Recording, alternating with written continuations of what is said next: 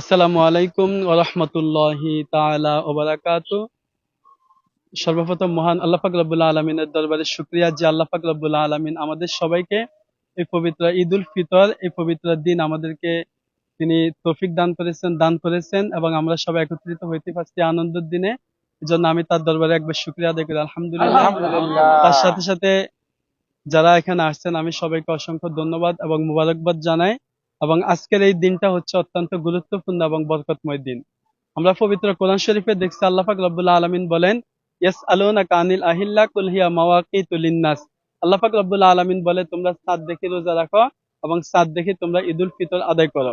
তো সেই পরিপ্রেক্ষিতে আজ থেকে প্রায় ১৫০ বছর পূর্বে আমাদের মহান মুর্শিদ শামসুল উলামা হযরত মাওলানা জান শরীফ শাহ সুরেশ্বরী রহমাতুল্লাহ আলাইহি এবং তার খলিফা হযরত মাওলানা ফয়েজ মুন্সি বালামসরি রহমাতুল্লাহ আলাইহি আল ফয়জি রহমাতুল্লাহ আলাইহি তার আদেশ কর্মে আজ থেকে প্রায় ১৫০ বছর পূর্ব থেকে এই আন্ডারস্টারের মধ্যে প্রত্যেকটা মানুষ পবিত্র ঈদ পালন করে আসতেছে, আলহামদুলিল্লাহ।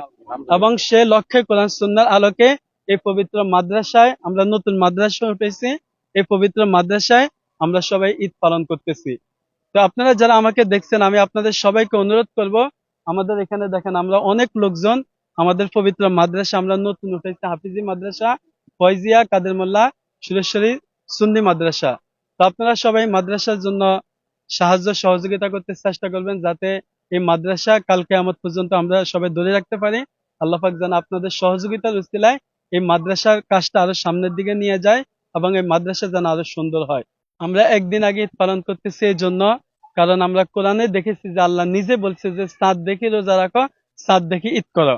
আল্লাহ কিন্তু বলে নাই যে বাংলাদেশের মানুষ আলাদা দেখো, সৌদি আরবের মানুষ আলাদা দেখো, অন্য দেশের মানুষ আলাদা দেখো। আল্লাহ পাক বলছে যে তোমরা দেখি চাঁদ দেখে ঈদ করো, চাঁদ দেখে রোজা রাখো।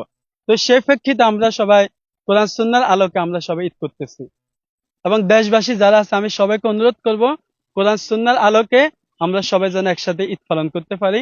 আপনারা সবাই এটার জন্য যথেষ্ট চেষ্টা করবেন।